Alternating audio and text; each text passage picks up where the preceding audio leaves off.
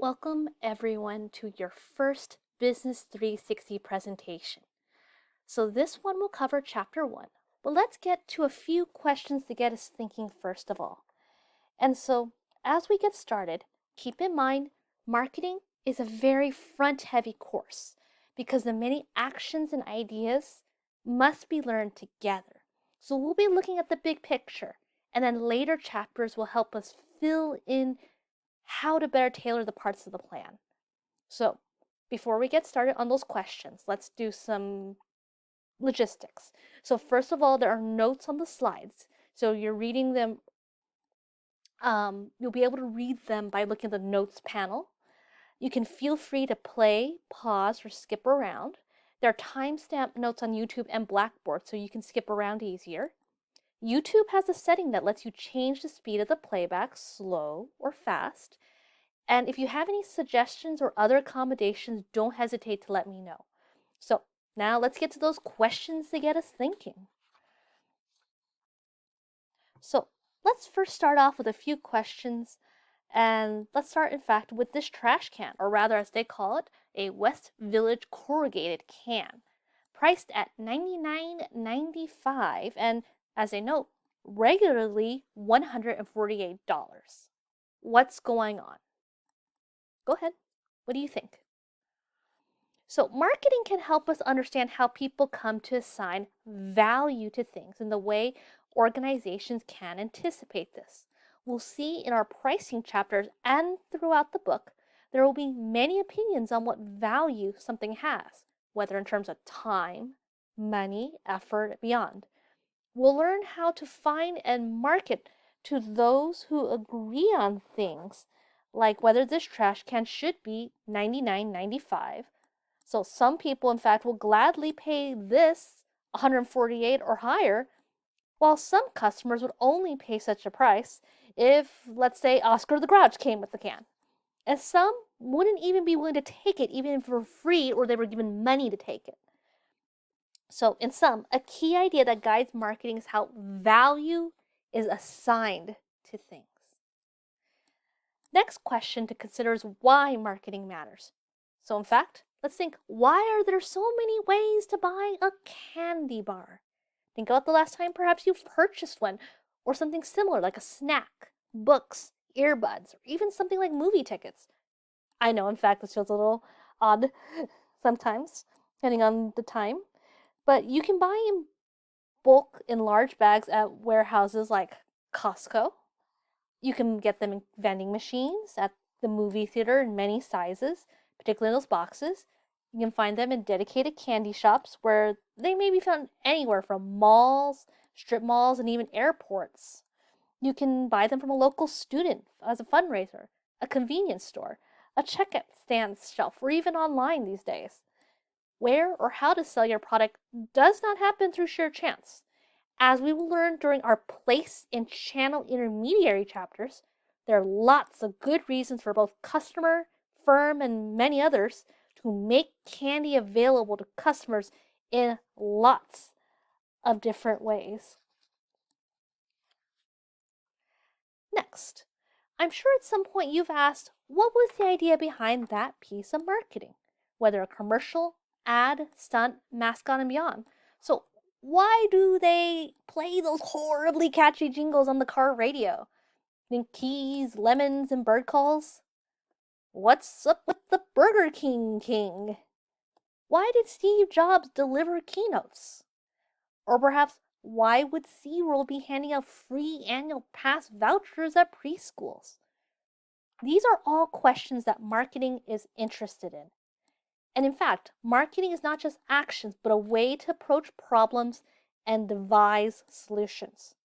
We often see many ways marketers have sought to involve a problem, or rather to solve a problem, whatever is involved.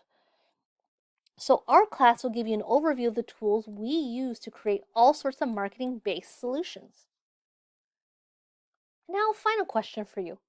What's going on when customers are willing to buy, but nothing can be bought? So, for example, in California, recreational marijuana is legal to sell, but also illegal according to federal law. Well, at this point of this recording, many sellers, in fact, are then not willing to go against that, even with willing customers. Second, willing customers may find their product is out of stock. So this is drinks, and of course, we've had plenty of that with toilet paper most recently. Whether it's due to the channel incorrectly forecasting demand, perhaps a less ethical retailer hoping to pull a bait and switch, customers may not be able to buy what they want. Two other issues. How many NFL fans begged the NFL to keep the Rams in St. Louis? Over here, many Star Wars fans went on Twitter to encourage toy companies to make more toys. Over here, many Star Wars fans went on Twitter to encourage toy companies to make more toys with Rey and Black Widow and Gamora. More recently, fans had to wait until the next May the 4th and 2021, or rather, 2020. Wow, my mind is just ready for 2020 holiday season for Yoda toys. Etsy and other unofficial sellers came to fill in those 2019 gaps. Here were customers who were banging on the doors to buy, but why couldn't they buy? And so what we'll discuss is how marketing is not just about coming up with a big idea that customers want. It's also about business decisions. What is profitable to sell? Is it even legal to sell? Is it feasible to stock this product? Does your current target market reflect what customers actually want to buy? So marketing is not just about a separate department off in the corner of that building making commercials. It is an integral part of information management, finance, operations, and overall strategic planning. All of these parts of an organization ideally work together to advance the mission of the organization, whether to sell a product, get a public park built, get a president elected, all that stuff. And throughout the course, we will learn the ways marketing is at its heart about strategic and tactical decision making. You'll be making choices based on negotiating a fit between resources and goals.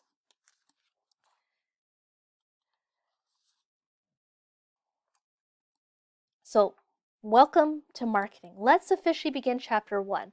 Let's talk how we make goals a reality, how we build customer relationships and value through marketing. So each presentation chapter provides learning objectives. These help you know what to learn and accomplish what's set out in your syllabus. So you have two sets of learning objectives. One's the book has set, and I provide you a set at the beginning of each presentation. You have these two sets of learning objectives, and they're meant to work hand in hand. So the textbook's objectives tend to be more vocabulary oriented. Mine will focus on how to use your terms and tools. And so in general, when you think about these objectives, they're all about the big ideas or skills you should have leaving the class. So again, objectives are the big ideas or skills you should have leaving the class. So you want to use these learning objectives to check your learning progress.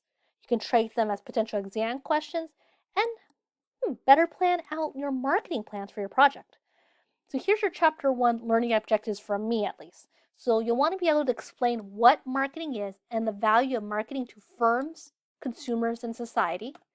You'll want to be able to discuss the marketing concept in your own words. You'll want to be able to describe what guides how an organization seeks to deliver value and describe how a particular organization might be doing so. And finally, identify how ethics is part of the marketing process and what this means for us.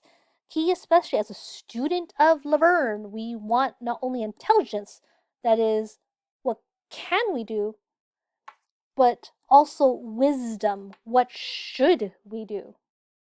In essence, knowing the definition of a target market and a product is important, of course. However, you want to do things with these terms and further your own personal or professional goals. So we'll be practicing doing with these. So what is marketing? What is its value and to whom? So let's first think, what's marketing? What have you heard? Advertising? Selling? Fancy business buzzwords? Well, first of all, let's write some down. Write down some ideas. And don't cheat and look below just if you happen to be looking at the notes section. And don't, go quickly on Google. See what you think. Write it all down. Or actually, in fact, if you do want to just do something interactive, there's a little quiz right here you can do. Okay. So, what's something interesting that came out of out of maybe your thoughts or your scrawls or writing, or maybe you went and talked with someone? What did you think? Advertising? About things like what the main goal is? Who tends to be successful? Is it all about those creative folks? Is it something about a little bit maybe unfair? Is it easy? Is it about just buying products getting people to buy stuff they don't need? What is it?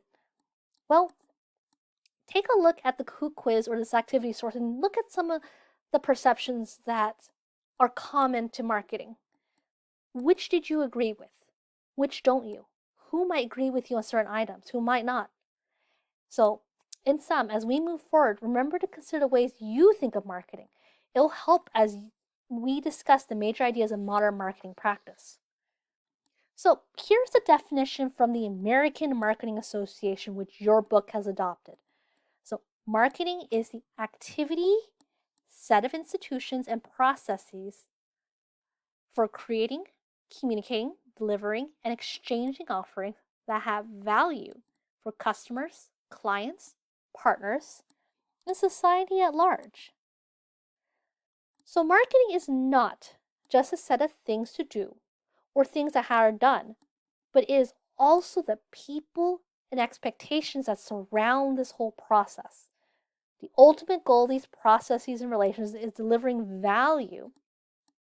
Here we go. Value to customers, clients, partners, and larger world. That is done through exchanging offerings. So notice here that is not necessarily just for-profit businesses that do marketing. It's any type of organization that wants to bring about exchange, so nonprofits, political parties, all sorts. Notice too how AMA has started incorporating many kinds of stakeholders, so not just the customer and firm, as important members of this marketing process. Increasingly, we're considering marketing's impact throughout our process, throughout our world.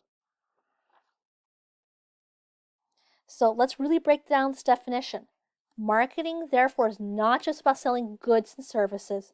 It's about delivering value and benefits to others throughout exchange. It involves not just actions, or rather, not just mere actions, but all those processes, activities, and institutions. And is these ways to think, ways to do, and the people and arrangements that make it happen, that make exchange possible. Okay, so you're going, well, what makes something marketing then? So if marketing is all about the processes and people about promoting value-based exchange, how does that actually work? So what does marketing do? Well, marketing's aim is to deliver value. But this is not just a one-way street. The aim of marketing is to bring about exchange, the trading of value among two or more entities. Now here's a question. For marketing to happen, does a good or service have to exchange hands? Or rather, does a good or service have to change hands? I got exchange on the brain, huh? Does exchange have to happen? And the answer?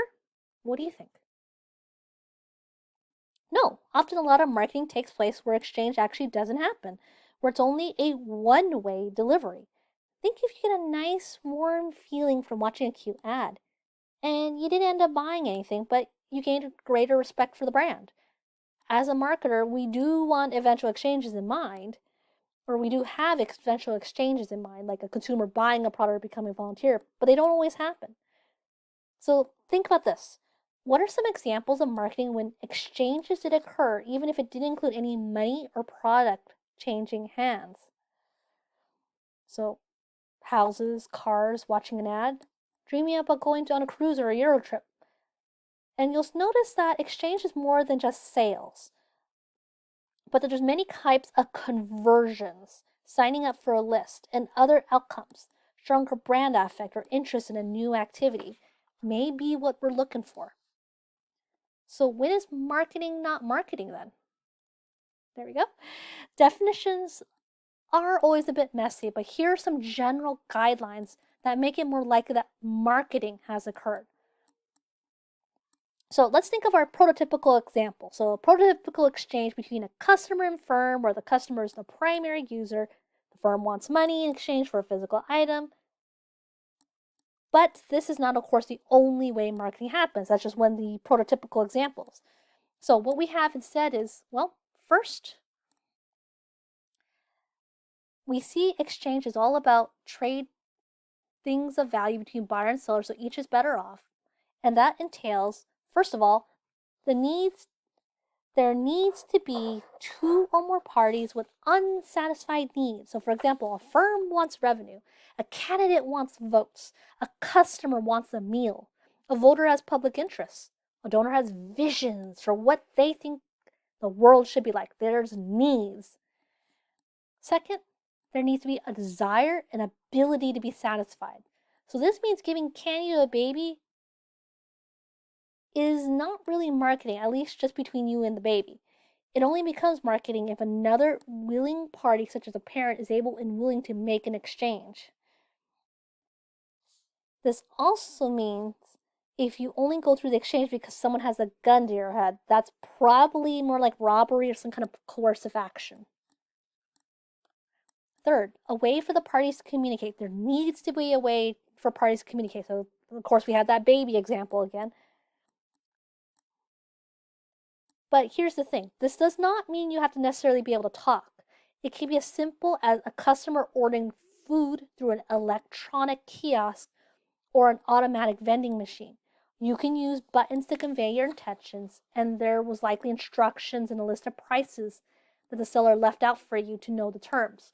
So you can see that is communication, even without talking. Finally, number 4, something to exchange. There's a value-based offering. There has to be something that needs to be exchanged. But keep in mind, marketing is not limited to physical things. Things that can be exchanged include money, time, renewed commitment to be on a donor list, ideas, commitment to not to limit your use of electricity at certain times. It's not limited to something that can be sold or put in a box. So in sum, not all exchanges are marketing. This is where someone gives something up in order to receive something else that holds greater value to them. It requires at least two parties, something of value, communication and delivery, freedom to accept and reject, and a desire to deal with the other party. So what we see is marketing provides us with the following: a mindset. It's a way of looking at our world, a way to read our environment and see problems are afoot, or opportunities, in fact. And marketing provides us a tool set, a toolkit that helps us make solutions. We can use marketing to enact change in our world, to make things happen. And to make exchange happen, we must see and respond to our firm, our customers, our potential customers, competitors, and many other external environmental elements. So let's do a quick quiz just to kind of refresh what we know. So, quick knowledge check. True or false? Does a purchase always have to happen for marketing to occur? Hopefully you said false. Marketing can occur even if there's no immediate purchase. So remember, all those mail orders in the mail, billboards, commercials, sharing a tweet. You don't always buy anything, do you? Sometimes the product, of course, is not to your liking. Sometimes it's just a matter that you see it, but you don't buy until many years later. That may even be the point of the ad, for you to get a nice warm feeling from watching that cute ad. You now have greater respect for the company and its brands, and even if you don't buy it, you now know it. And who knows, you might recommend it to a friend or pass on that cute ad on Facebook. So the aim for marketing is to facilitate exchange, that is, eventually bring it about. We're all about building relationships, and it may not always happen right away, and that's okay.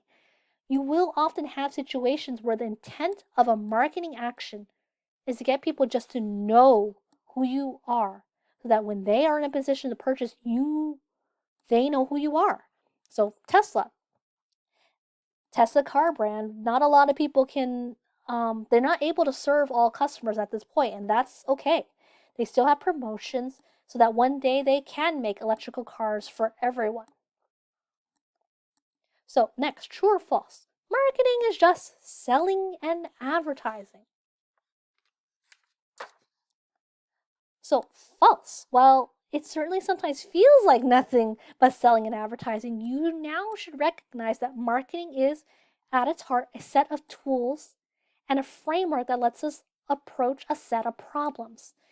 The answer is therefore false. Marketing is more than selling and advertising.